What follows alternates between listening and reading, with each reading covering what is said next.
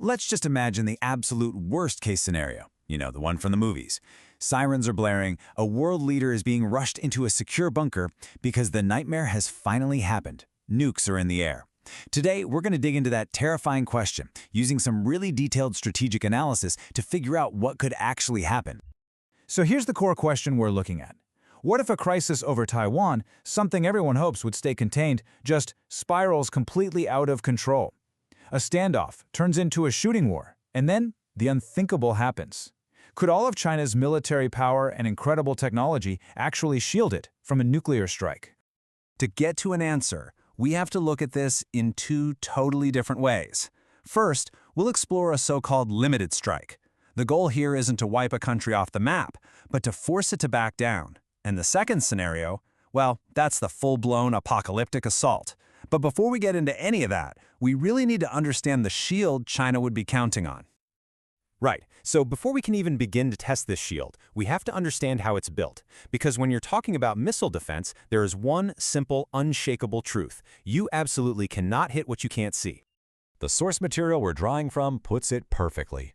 Without an advanced early warning system, trying to stop an incoming nuke is like playing dodgeball while blindfolded. Seriously, you could have all the interceptor missiles in the world, but they're completely useless if you don't even know the attack is coming.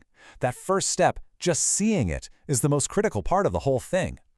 So how does China see an attack coming? Well, it's basically a two-part system. Way up high, circling the Earth, they have early warning satellites that are constantly scanning for the intense heat signature, that infrared bloom of a missile launch. It's like seeing a giant match being lit in the dark from thousands of miles away. Then, back on the ground, they have these massive radar facilities, some pointed right at places like Alaska, just waiting to track anything that pops up over the horizon. Okay, so once they see a threat, this is the hardware they use to try and stop it. You can think of it like a three-layered shield, sometimes called the Golden Dome. The HQ-9C is the last line of defense, kind of like a goalkeeper for anything that gets too close. The HQ-19 goes way higher up, trying to hit missiles when they're still far out. And then you have the HQ-29. This is the crown jewel. It's mobile and it's designed to hit missiles outside the atmosphere, in the vacuum of space. On paper, it's one of the most sophisticated defense systems on the entire planet. So the shield is in place. The eyes are watching. Now let's actually put it to the test. Let's dive into our first scenario and see how this whole system holds up against a limited strategic nuclear attack. This is the kind of nuclear war that strategists pray never goes any further. In this scenario, the attack doesn't come from some obvious land-based silo. No, it comes from the deep. Two American Ohio-class submarines, totally invisible, launch a small volley of missiles. We are not talking about hundreds of warheads here, just 15 to 20. The goal isn't to destroy the country, it's to send a brutal, undeniable message. And this list of targets really shows the strategy. They aren't aiming for cities like Shanghai or Guangzhou. This is what military planners call a counterforce strike. The warheads are aimed at crippling China's ability to fight back, their command bunkers, their own missile fields, and critically, the naval base where their nuclear submarines are docked. And believe me, that message is delivered with incredible force. A single one of these warheads has a yield of about 475 kilotons. Now, to put that into perspective, the bomb that leveled Hiroshima was just 16 kilotons, so each one of these is nearly 30 times more powerful. From the moment those missiles breach the surface of the ocean, the clock starts ticking. China's satellites spot the launch almost instantly. Within a minute, analysts confirm it's real. Now, China's leaders have maybe 20 minutes to make the single most important decision in human history. Do they launch their own missiles right now, assuming the worst is coming? Or do they wait and risk losing the ability to fire back at all?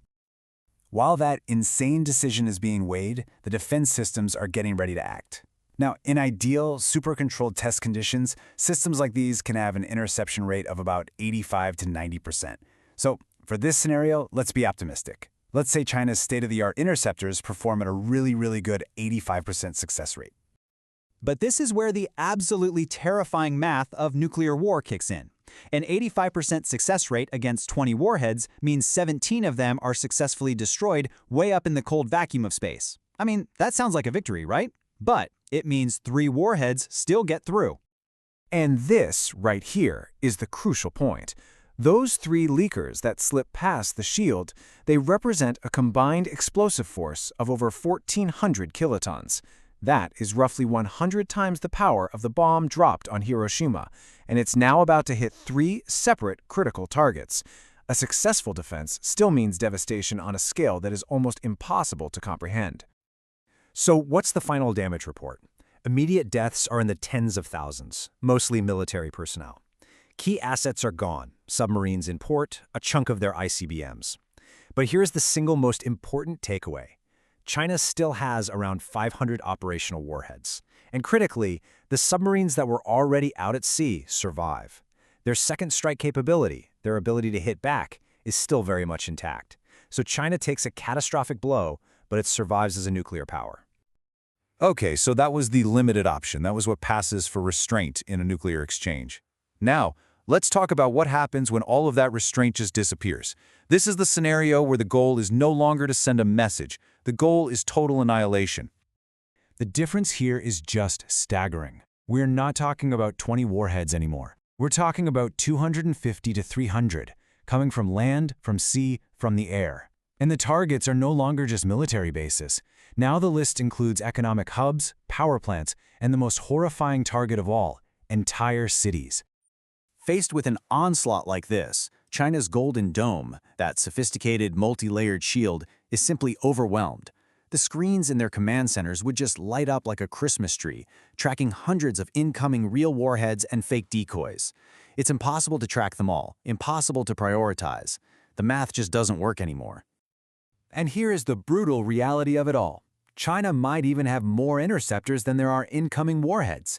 But in the pure chaos of a real-world mass attack, with communications breaking down and sensors being blinded, they might realistically only stop about 10%, at best.